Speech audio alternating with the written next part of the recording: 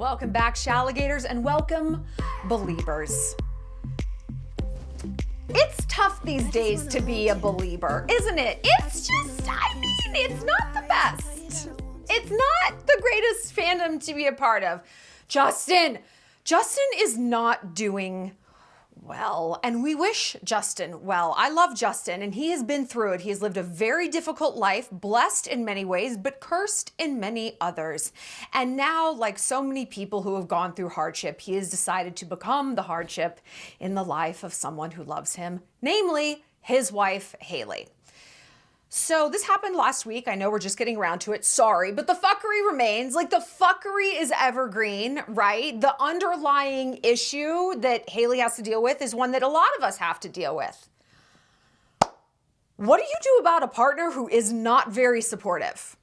And they might even undermine you or be passive aggressive. They're like subtweeting you in real life. Like, what do you do with this? How do you spot the red flags of a passive-aggressive partner, and what on earth is fueling this? Well, we're gonna break this down between Justin and Hailey because, yeah, last week, Hailey's Vogue magazine cover came out, her first solo Vogue cover. We'll get to that, put a pin in that. And Justin celebrated by letting the world know that he never thought she'd have this. Justin, I will read you his since deleted Instagram caption in all of its barely literate glory. And we're going to talk about this because, like, we love to think that the issues we deal with a fuckboy or whatever would never happen if we were rich and famous. All of these problems would just melt away. They don't. They just shift into a weird, different packaging. So we're going to unpack this. Yeah. What to do about a partner who's passive aggressive, not supportive, or who might actually kind of hate you. Can you fix this? Can Hailey? Well, we're gonna get into it, but before we do, you guys, our South of France trip is sold out. We might be able to add one more person, I'm not sure. Contact the girls who are running the trip, Little Blue Door. The links are down below, but we do still have a few spaces left for our Rome, Tuscany, Florence. This trip is in November. It's going to be wonderful. These are brain vacations. These are the chance for you to meet women who are going to hyperlapse your life. They're going to be the right connections. They're going to be the soul sisters that you're like looking for in your day-to-day life, but either you can't find or you don't really have the time to go out and cultivate these friendships. You're a busy bitch. You're a boss. You can turn your brain off and you can just relax and enjoy. I've got you. But if Italy is a little bit too far for you to go right now, come see me in Montana. I am so excited to do another Montana getaway. I've never done one in the summer. I have always wanted to ever since I moved here. Come spend 4th of July with me. I rented an amazing house, huge property, incredible views out in the country. It's just gonna be a wonderful, beautiful, relaxing sisterhood trip.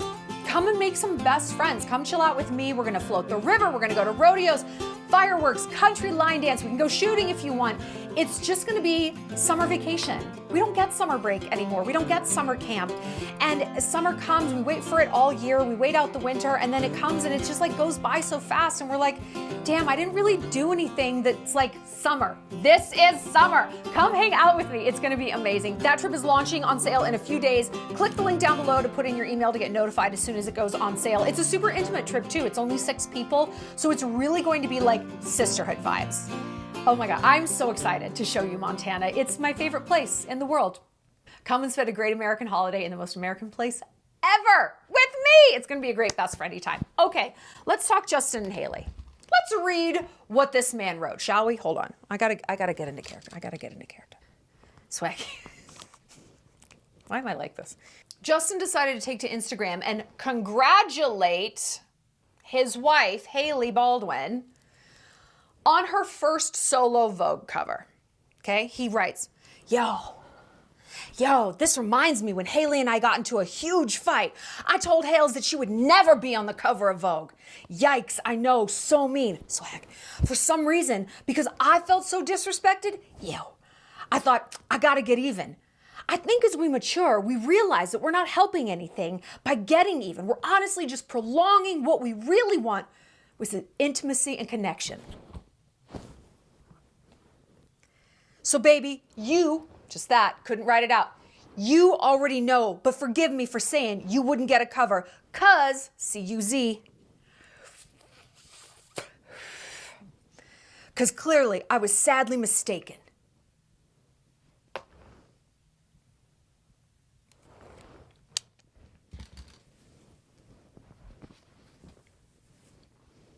Justin.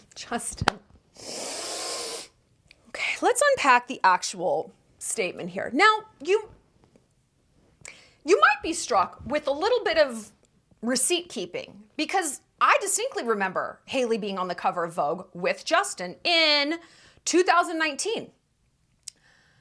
And so I'm like, wait a minute, you said like you're not going to get a cover of Vogue. Ah, okay. The subtext there of when Justin said this to Hailey was clearly, you will never get the cover of Vogue without me.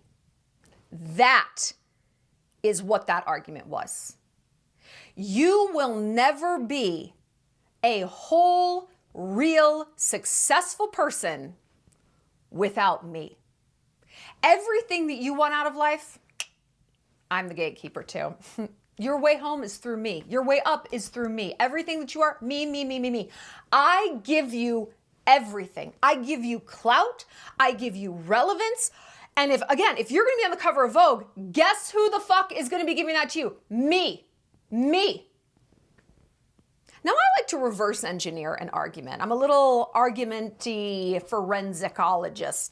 No, I'm a forensic argumenter. Okay? I want to do an autopsy on this because I was thinking, like, what was their fight about? Like, what precipitated Justin saying this to her? Was it like, Justin, can you please just unload the fucking dishwasher? And he's like, you'll never get a cover of Vogue. I have a feeling that wasn't it. When a man says something like, you are nothing without me, he is responding to a woman saying the opposite. He was responding to a woman asserting herself and her independence irrespective of him.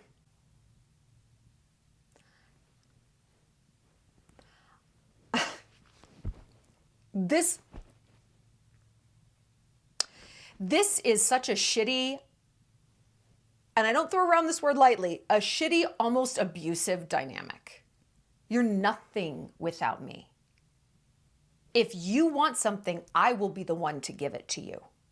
Whether that's a Vogue cover, and yes, like these are truly like rich people insults, like that's what you have to say to someone to sting you're like that high level. Either it's a Vogue cover, you want that, you have to kiss my ass, all right?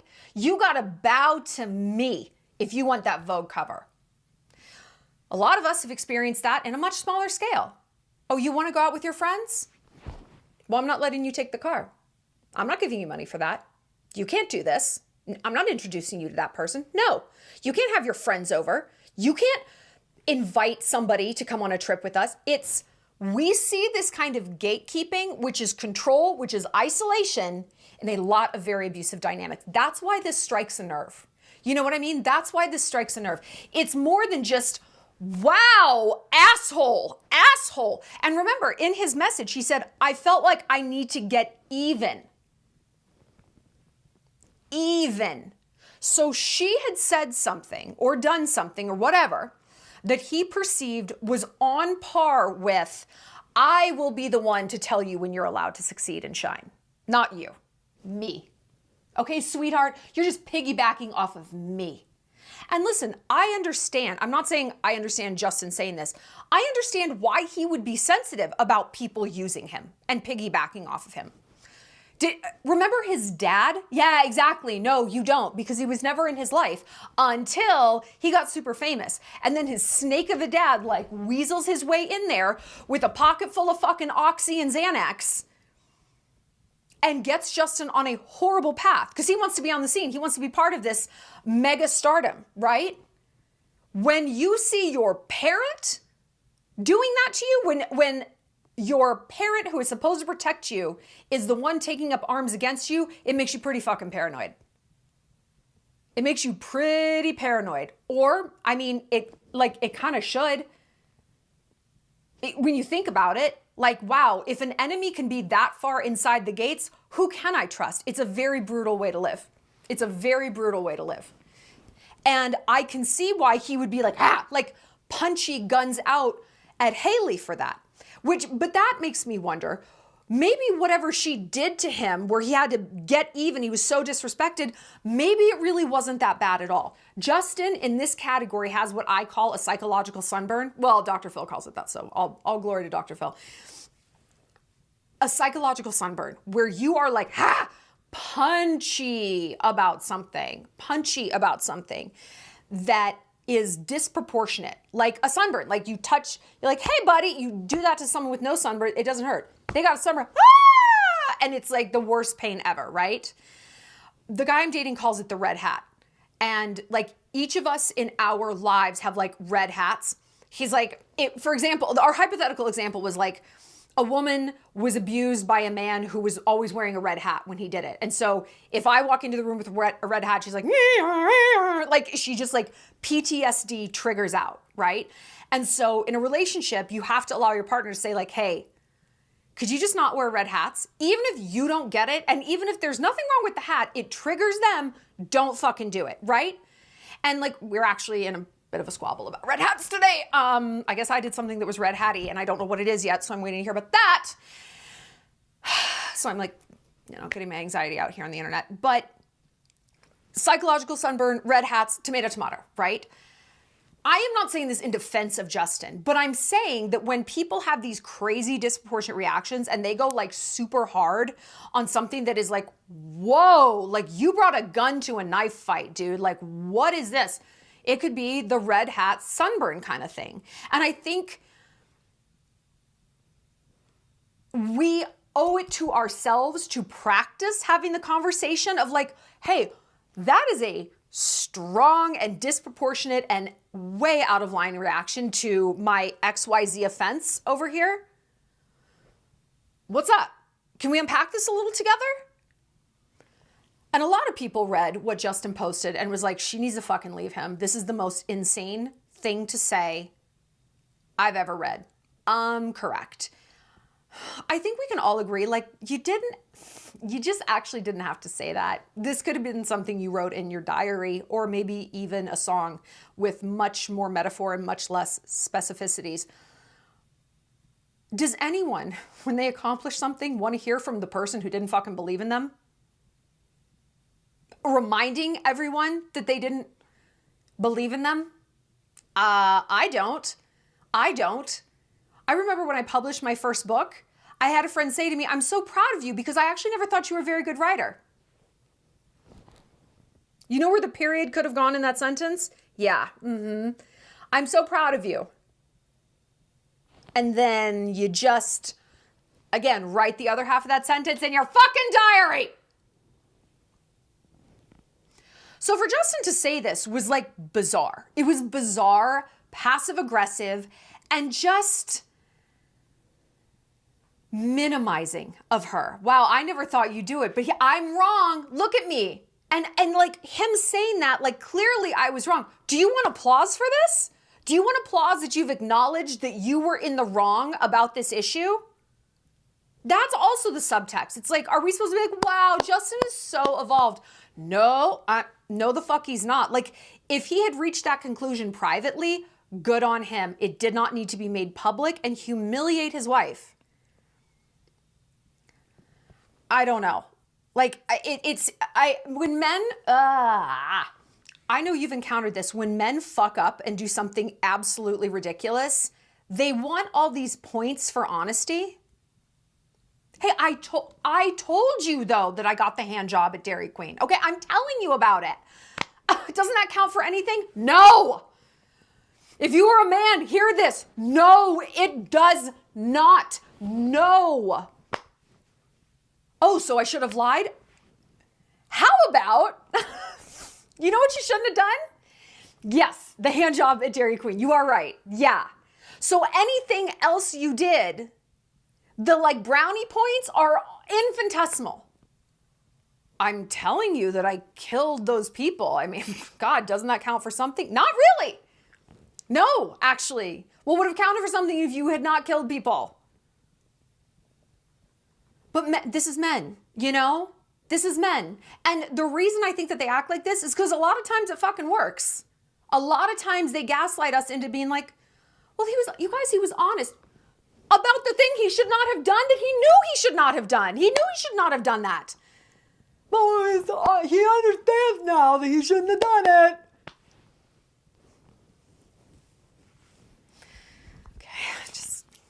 Brush my hair. I'm so annoyed at this. That stupid fucking beanie messed my hair up. Messed my day up. I hate beanies. God, looks like I'm foraging for radishes. Anyway, so Justin did make some good points, you know, which he could have said.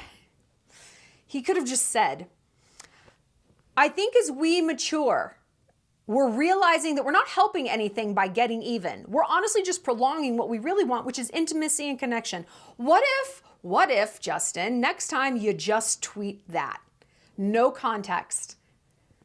How about just that? What also pisses me off about this is like this clearly eclipsed Hailey's moment. She's a Vogue cover star. Everyone was talking about her interview, her looks, her makeup, you know, whatever. The way we all like pick apart a cover, like in a good way though. You know, it gets the press it's supposed to. I'm sure she was like launching something new for Rhode. I love Rhode lip glosses. I think they're great. The rest of her skincare line, I'm like, it's mid. It's not bad, but I don't, whatever. It's not my thing. Lip gloss, love it. And with him doing this, he just hijacked it. He just fucking hijacked her moment. He replaced his caption with a string of emojis. But like the damage is done. It honestly looks kind of worse when you replace it. Like, stop. Justin, stop. What is up with this? What is up with this?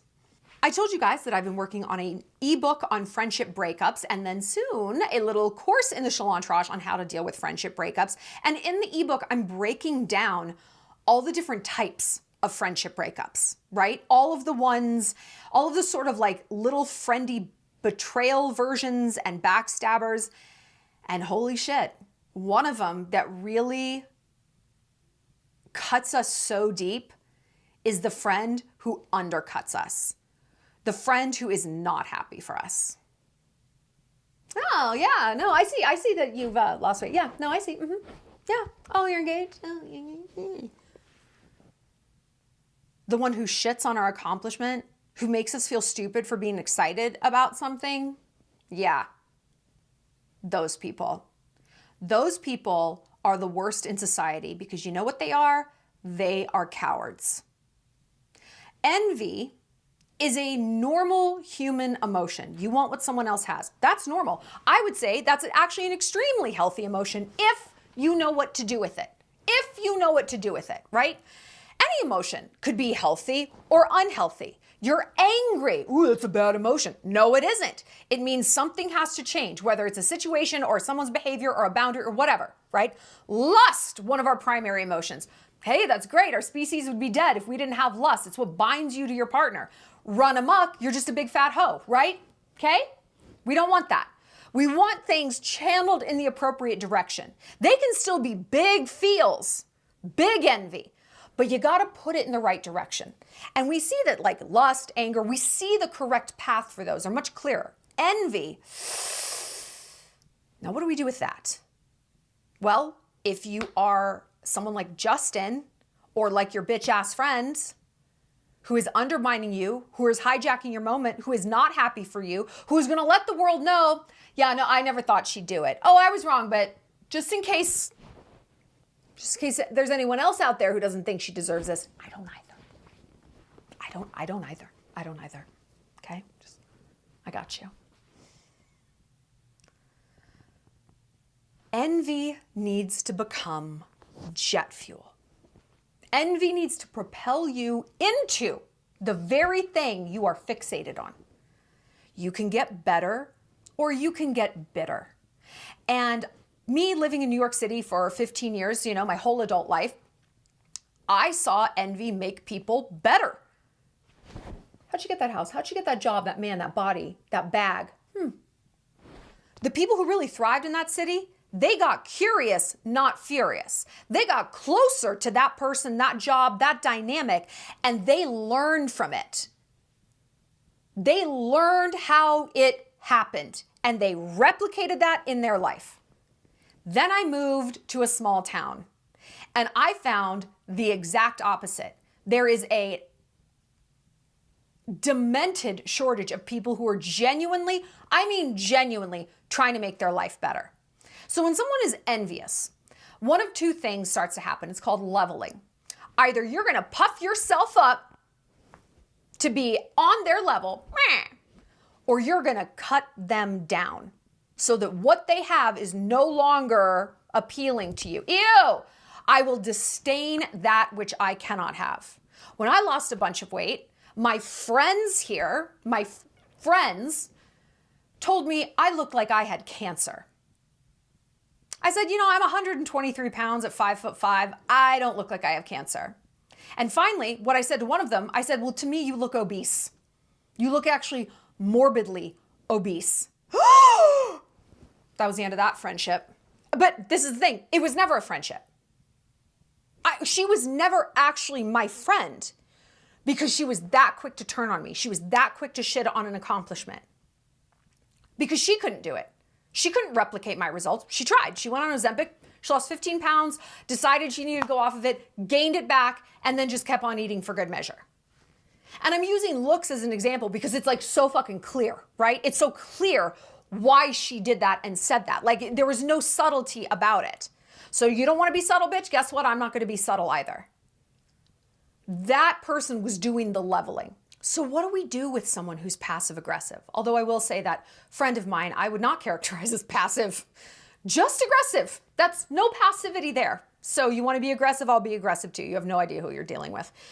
So what is like passive aggressive? We hear this all the time. The Mayo Clinic defines it as a pattern of indirectly expressing negative feelings instead of openly addressing them. There's a disconnect between what a passive-aggressive person says and what they do. So we also have seen a lot of like weird dynamics with Justin and Hailey, like those famous videos when like he's walking ahead of her or like slams a car door on her because he's not paying attention to like she's obviously getting out behind him. She's running and she falls. He just keeps going. That is passive aggression. It is micro offenses. It's micro fuck you. It's like fuck you, not fuck you. Fuck you, fuck you, fuck you, fuck you, fuck you, fuck you. It's letting them know. And then someone's like, did you shut the fucking door on me? Why did you do that? They're not going to say, you know what? Because I've been harboring years of resentment towards you. You know what? Because you make more money than me. They're not going to say that. You know what they do? Sorry, God, it was an accident. When I called out my friend saying I look sickly, okay, wow, Shallon, I'm just like trying to be a pal to you. I'm just looking out for you. I just want to make sure you're okay. No, you didn't come to me and say like, hey, are you okay? Like, are you like descending into a weird eating disorder? It was, you look like you have cancer and guys don't want to fuck you anymore. That doesn't sound like concern to me. That doesn't sound like it. It's a pattern. And believe me when I say, this was not the first time that bitch had thrown some sort of stone at my window. Not by a long shot. Not by a long shot. And this is the thing. Passive aggressive people, you call them out and they're like, whoa. The gaslighting starts instantaneously. But when you're like, no, but you've done this and then also that and then this over here, none of those things are necessarily related, like to the naked eye. Like Justin posting this weird fucking caption and not waiting for her as she got out of a car. It's like, what? Babe, do you need a piece of cheese? Is your blood sugar low? Because you sound kind of crazy. What do those two things have to do with one another? Well, if you're in this situation now, you can say, because it's a pattern of negative behavior that I think is happening in place of you actually just expressing something that is going on beneath the surface. So you know what? Open mic. What's on your mind? But let's look at the 6 traits of the passive-aggressive man. Because this does come from a different place than a woman. I mean, a woman, when she's passive-aggressive, she feels, I think, either powerless in her life. Oh, so you just get to marry whoever you want.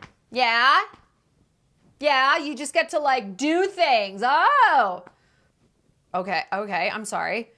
Or she's jealous. I mean, tomato, tomato, right? Those are all kind of the same thing. She wants what you have. You shouldn't have it. She can't express herself. She can't live her own life. Fucking ridiculous. But for this video, we're talking about men. So the first thing a passive aggressive guy is gonna do is he's gonna brood. He's gonna be silent. He's gonna stew. He's gonna be a black cloud, right? Just bleh. This is usually a result of him feeling like a woman is trying to tell him what to do. Gee, where do we see this dynamic? Oh yeah, in children.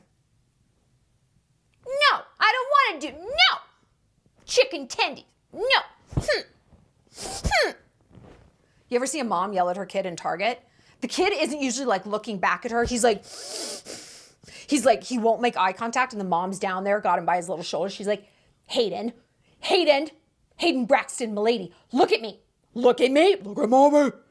And he's like, no, like that is it. We see this in the grand. We see men do this. They brood. It's a control tactic. It makes the woman come to them, right? Baby, what's wrong? Baby, I'm sorry. Now he's got the power. It's not an accidental technique. It's one that they've learned. They have learned. They're going to throw a silent fit and mommy's going to come over and check on them. What we have said about Justin Hailey forever, it's a parent-child dynamic. It works for them. Like their weird codependent dynamic works for them, like works in that their complexes fit together very well. He just seems like such a fucking exhausting man to be married to. I think that's like what we're getting from all of like the Justin stuff that's coming out. Like he just seems so goddamn exhausting. Like if I were Hailey and I would go away on a business trip or something, or even to dinner with one of my friends, I feel like I would come home and all the furniture would be glued to the ceiling. And he would have traded our son for a handful of magic beans. It's gonna grow a beanstalk, babe. Swag. I just don't know that I would trust him to be an adult and a leader. A leader. This is something I've realized is so incredibly meaningful to me in a relationship. A man who's a leader. And I think, like blue-haired feminists are gonna tell you, that's control. That's being controlling. Listen, first of all, no man's trying to control you or date you or even buy you a drink. So please step out of the way. Like you're not even part of this conversation. Stop. It's like me giving Tom Brady exercise advice. It's just shut up. A leader is not a controller. A leader is a pack builder. A leader is someone who creates an environment where you can be your best. They are setting an example of excellence. They're setting an example of stewardship in a relationship. I don't see Justin as like that guy. I mean, Hailey, like even just the way they look, and I do believe you can judge a book by its cover. I absolutely do. You have a woman who is very polished and put together. Her style is endlessly boring. Whatever.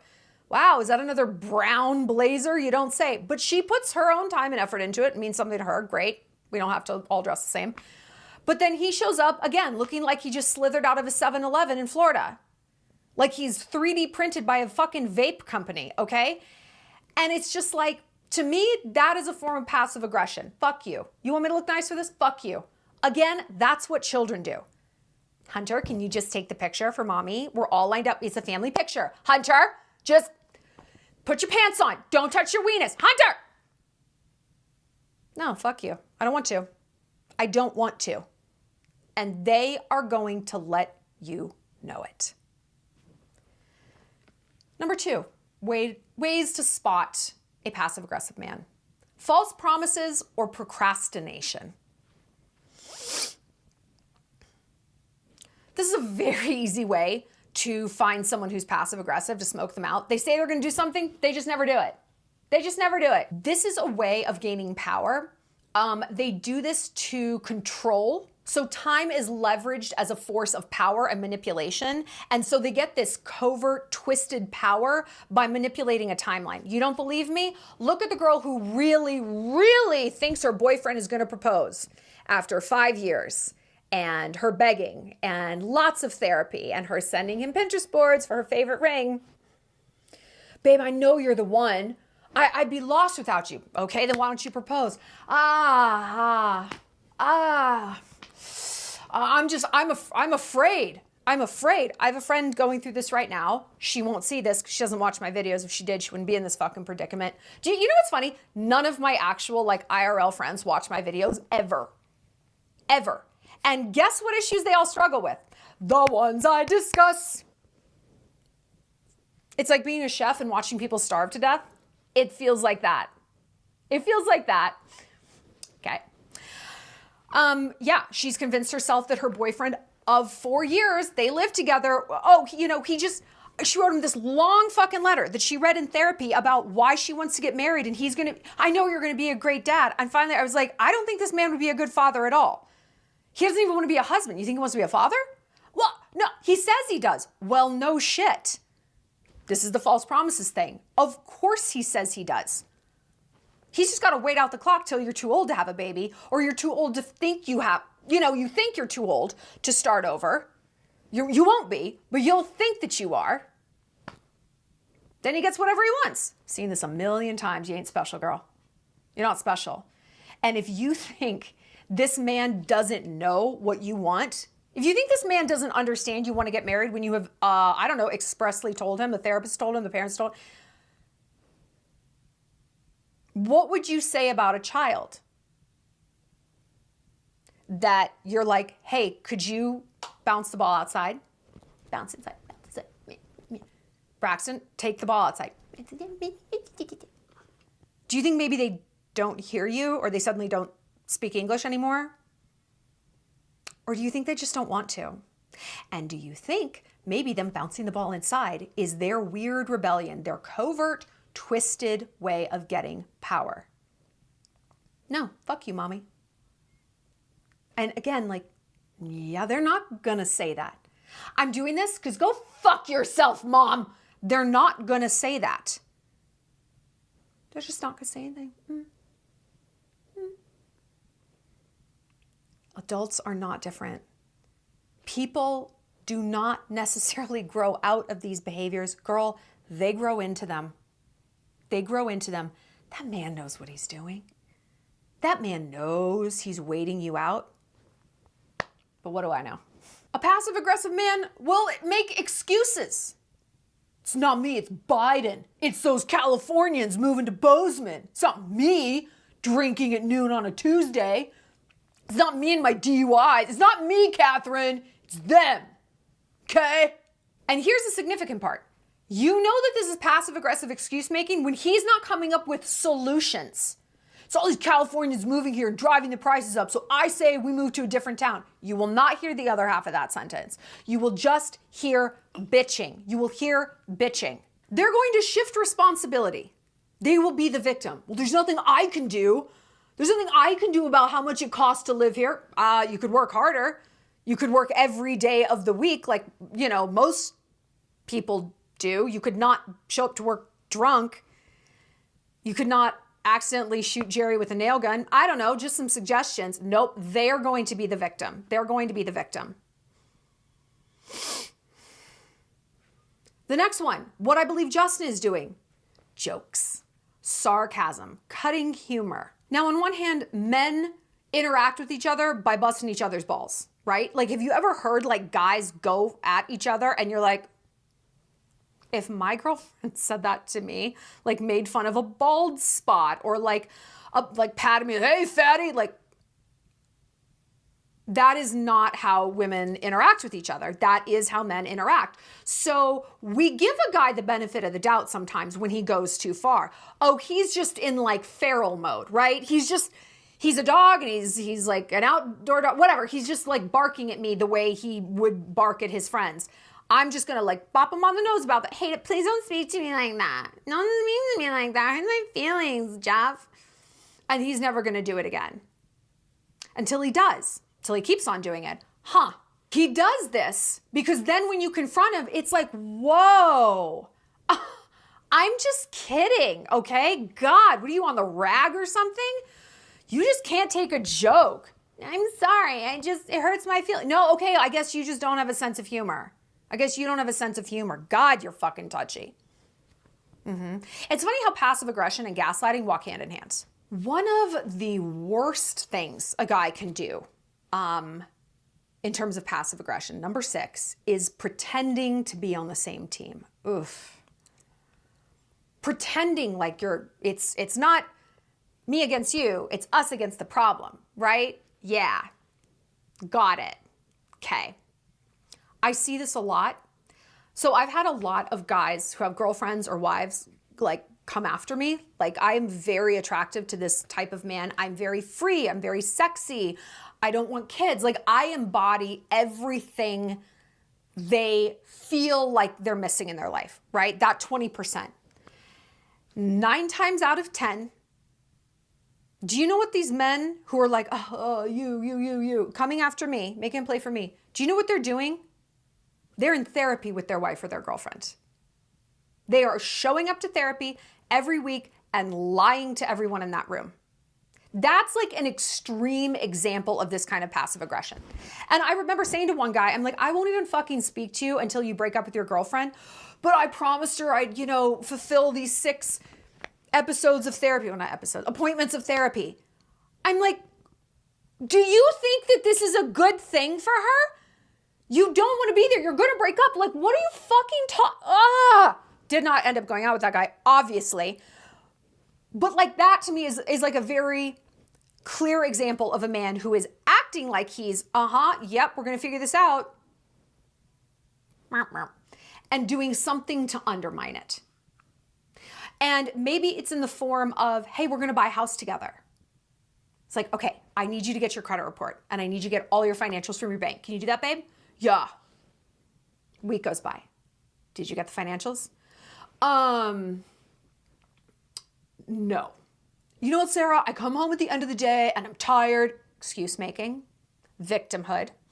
And I just want to be left alone. I'm just going to go upstairs. Okay, I'm going to go upstairs. I don't need this. Brooding. God, why don't you change your fucking tampon? I'm kidding. God. Excuses, humor. These aren't like there's just one at play. Why use one when you can use them all at the same time? It's much more effective. Why do men do this? What is happening? What is fueling this? Well, like we said with friends, in that situation, a lot of jealousy is at play. And with dudes, though, it's a little bit different. They're not jealous of you, but they are threatened by you the way a jealous female friend is threatened. A lot of passive-aggressive men, studies have shown, have this, they feel the weight of societal expectations on them as a man. You need to protect, possess, provide. That is what you're here to do, my dude, okay? You need to earn some money. You need to be able to protect your family, whatever that means. Maybe it's a physical thing. You need to be healthy enough to protect your family. You need to be financially stable enough. You need to be confident and upright enough that if someone pops off at your wife, he's not going to fucking get away with that. You got to have a spine, right? You need to claim this woman, this land, whatever. They know that that's what's required of them. Ladies, they know. They know. I don't care if he was raised by all women. I don't care if he's the wokest bae in the world. I don't care if he's young. He knows what's expected of him. Do you know what's expected of you? Yeah. Well, that's because society is always telling us. Society is telling men too. Society is telling men too. Look at the men in society that other men look up to. Tom Brady, Travis Kelce, LeBron. Look who they look at like in cinema. King Leonidas. This is Sparta. They think about ancient Rome. They know what men are supposed to do. I don't know a single fucking guy out there who's like, oh, like, I totally look up to Timothy Chalamet. None of them. None of them. Okay? They're not looking up to some bitch boy. And I'm sorry, like, Tim's fine, but like, he's like 110 pounds. Always leaning forward. Hey, Mrs. Abernathy. Like, in his, he's not a masculine man. They look up to masculine men. Men who are doing, providing. No man out there is like, oh, you know who the ultimate example of a man is? Ross from Friends. That guy. Right? Nobody thinks that. They know what they're supposed to be doing, okay? The problem is, this is the problem. They are either unable or unwilling to fulfill those roles. Unable or unwilling. I don't want to fucking hear from the ones that are unwilling. But of course we hear from these men. Of course we hear from these men. They're called incels. Like at the most extreme version, that's what an incel is. A man who is unwilling to learn to get a woman. They like to say, I'm unable. You know, that's what society said. Well, they're not able. Are any of these fucking retards at the gym? Sorry, it's a bad word. I'm a bad person. Are they at the gym? No, they're not. They're on Reddit. They're in Pornhub. They're not actually willing to do the work to turn themselves into a mateable male. They're not, okay? But let's bring it back to Justin and Hailey. Justin's clearly not an incel. But when you look at Hailey's rise, right? She's her own brand now. She's her own brand. And Justin used to love it. He even sang about it. Intentions. That whole song was about Hailey and how he loved it. It's like, you don't need a sponsor. You're your own brand now. I was like, oh, like I just thought that was so fucking cute. Apparently, Justin is having financial troubles. Like that's the word on the street. Maybe that's true, maybe not. But he's not doing a lot else. Hailey's doing a ton. And it's sometimes not even about money. Sometimes it's about purpose. Interesting that one of his albums was named Purpose. He doesn't seem to have one. Hailey seems to have a lot. And a man with no purpose is a very dangerous man to be around. They need to suffer. They need purpose. Like go run a Tough Mudder or something. Like sign up for a Spartan race. I don't know. But have a reason to get out of bed in the morning. I wonder if her having a baby was maybe like, hey, let's see if this helps. Let's see if this gives a man like something to live for. I don't know. His response to her Vogue cover tells me the baby might not have been a Band-Aid, as babies are not. I mean, I'm sure they're happy. They're a cute little family, whatever. But you see what I mean? You see what I mean? When you look at Justin Hailey through the lens of he knows what he's supposed to be doing and he cannot, or he will not. But whatever the impetus is, it is not happening. He probably knows the expectation when they go out to dinner and the paparazzi's there is for him to be dressed and shaved and not glassy-eyed and high and weird. He knows that because that's the expectation for every other person on planet Earth. He is unwilling or unable to do that. And so he is going to let people know, especially his wife, who's the exemplar of what he should be doing, the mirror to his failures. She's now public enemy number one, and she's going to know. She's going to know.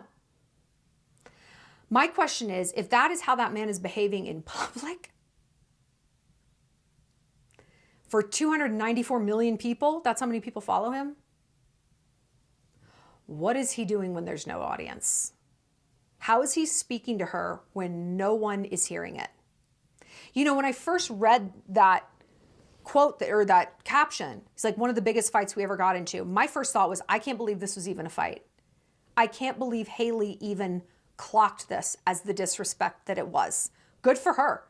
I don't see her as a particularly like, I don't want to say a strong person. I mean, she clearly is. She's super famous. She's very successful. Like that takes a lot of strength, believe me. But I don't see her as being like combative. I could see her giving someone she loves a lot of grace, a lot of leeway, a lot of elasticity, you know? I'm proud of her that she maybe turned around and was like, what did you say? Like, I'm glad that was a fight. I'm glad for her that that was a fight. That actually gave me a lot of hope that she was like, no.